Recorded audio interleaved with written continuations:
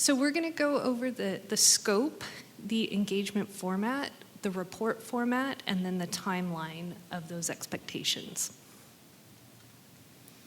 So the scope of this engagement, we're going to perform an examination of management's assertions under the attest standards. So we use the term audit here, but this isn't actually a full financial statement audit. A full financial statement audit would require a full set of financial statements and note disclosures similar to the city's financial statements. But this is a very focused engagement since it's an examination of activity of the Measure I program. And so this is looking specifically at revenues and expenditures related to the Measure I program, the compliance of how that money was used for a particular fiscal year. So with our report on the examination, there will be included a schedule of revenues and expenditures. So for the fiscal year 2026, July 1, 2025 through June 30th, 2026, a schedule of revenues and expenditures will be presented along with our independent accountant's report. So what does that mean with management's assertions? As I mentioned, this is a very focused engagement. And so management is asserting that they have recognized revenues and expenses in compliance with city ordinance as well as the adopted budget. And so our examination will be to confirm that that is true. And then we're going to provide you an opinion on whether or not we think that management's assertion is accurate. And so any findings that we have, whether they're in internal controls or whether they're non-compliance issues, we would report them as part of our engagement. So the engagement format, it's similar to a financial statement audit where we'll have 3 sections: planning, execution, and our concluding section. In our planning section, we're going to gather information on the program, so we're going to make sure that we fully understand the ordinance as well as what was included in the adopted budget. We're going to go through a risk assessment, basically what could go wrong in terms of inappropriately spending the Measure I funds. We're going to determine materiality, so what level of significance that we are going to base our examination on. And materiality usually is in the range of 1 to 5% of a benchmark, and in this case, it's going to be total expenditures for a given year. We'll identify and respond to risk, and then we will test controls as well as perform year-end substantive procedures on the revenues and expenses to ensure that they are appropriately reported. In our conclusion, we will evaluate those results, we will obtain written representations from management, and then we will form our opinion on whether or not we think their assertion is appropriate. It's a lot of words on this next slide, but I wanted to give you a takeaway on what the report format will look like. It's basically going to be 2 pages. On the left side of this slide, it is our actual examination report indicating our scope and ultimately what our conclusion is. And so the 4th paragraph down toward the bottom, in our opinion, management's assertion that the city complied with the aforementioned requirements for the fiscal year ended June 30, 2026 is fairly stated. That's what I would expect to issue, but until I perform the engagement, we won't know if it's fairly stated. But this, again, is an example of the report that we will be providing to you at the end of the engagement. On the right-hand side of the slide is the schedule. So this is what the schedule will look like. You'll have a section for revenues, so the sales tax that was collected, any interest earned, so these are your inflows to the program, and then the expenditures. So this will depend what the actual expenditures were, whether they were used for salary and benefits, professional services, or any type of capital outlay.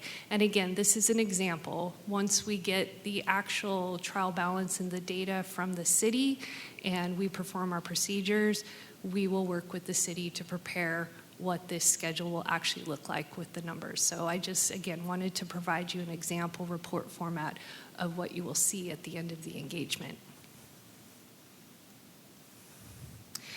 And then finally, our timeline.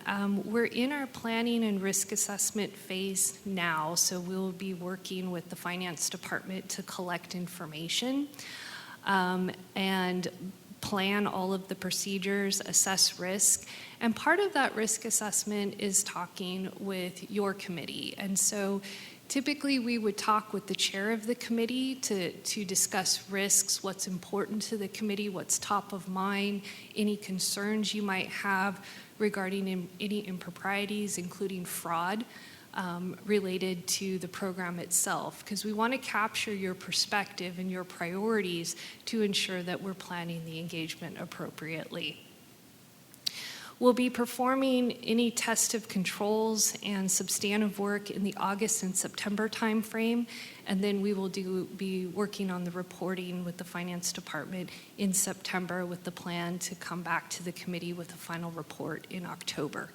So this is the plan right now, but we will be solidifying this plan with more specific dates as we get into the engagement. We're in the very preliminary phase currently. And that's the overview of the engagement. So I'd be happy to answer any questions or give you any clarification on the project.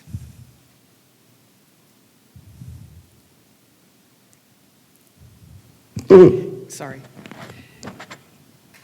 Materiality. Yes. Help me understand that. Could we go back to that screen? Yeah. Oh, sure. Thank you. Okay. Okay, planning. Phase. Okay. Yeah. Please help me. So in an engagement, we don't review 100% of the transactions. We will review a sample of transactions and we'll also determine significance. And so in an audit or in this type of examination, we'll set a materiality level where if there are misstatements or findings or concerns over that level, that will escalate that maybe we won't be able to give you a clean opinion on the management's assertion. If there's trivial items, so let's say there was a rounding error, or let's say there was a $10 error here or there, we wouldn't necessarily report those. We would tell you that they're materially correct, but we have to set a threshold, because if you wanted us to do 100%, that price tag on an audit goes up considerably. So there is a reasonable threshold that is set. And as I mentioned here, it would typically be between 1% and 5% of total expenditures is what our materiality would be. And that depends on the risk. If we feel that the organization is more risky, we'll lower that percentage. If we feel that it's less risky, we may move that percentage up. In a first-year engagement like this, it's going to be a lot lower.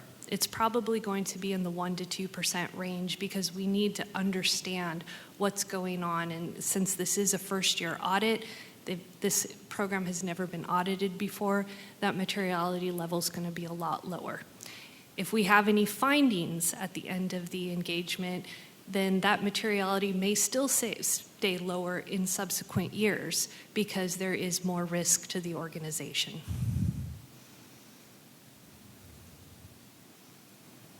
Thank you.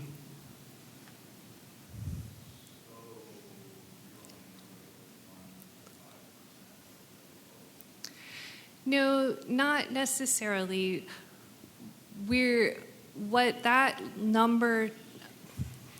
There's a concept in materiality. There's quantitative materiality and qualitative materiality. Quantitative materiality in an audit is we do set a number for significance. So it's not that we're going to just audit 95% of the expenditures. We're going to consider all of the expenditures. But in terms of determining if there is an exception, we have to have a criteria to measure an exception by. And so we'll use that quantitative number as that measurement point.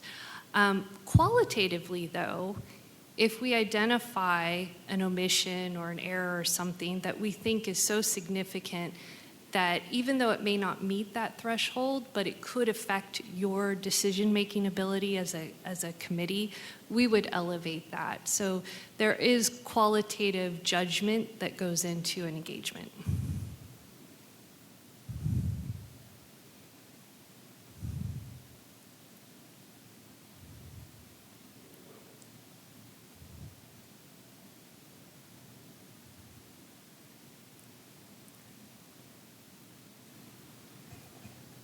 Just for a little more clarity.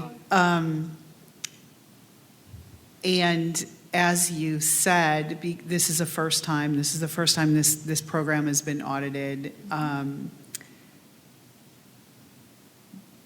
So as we continue, your way of looking at these things may change. That's what you said. The percentages may change. Absolutely. We go through a risk assessment process at the beginning of every engagement, and an engagement is typically defined by a fiscal year of activity.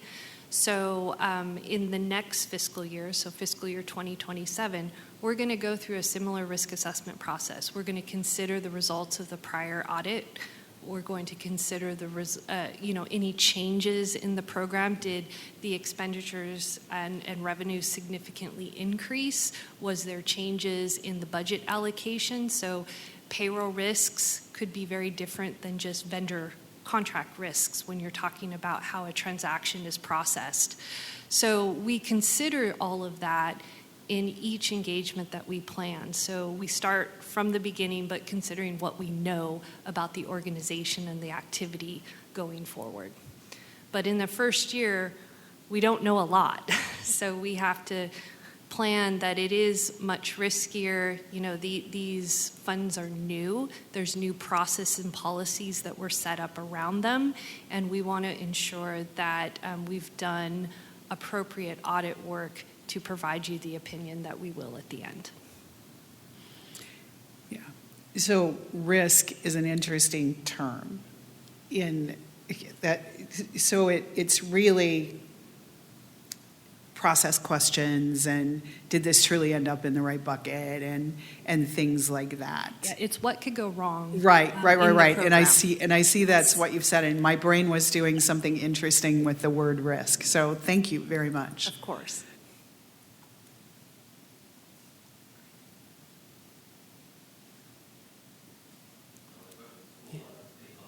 No public comments on this item. Yeah. Thank you.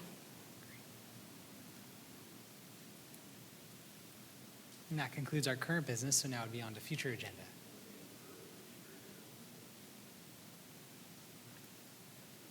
And my question would be then for the committee for our next meeting. We're about to meet our 6 meeting threshold for our next meeting. So do you want to meet before October, which is when the report will be ready, or would you like to meet after the report has been produced? I would say after October. Perfect. So then next meeting will be sometime in October. I'll be reaching out about availability then. Cool. Great. Meeting's adjourned. Yeah, thank you very much. Thank you so much.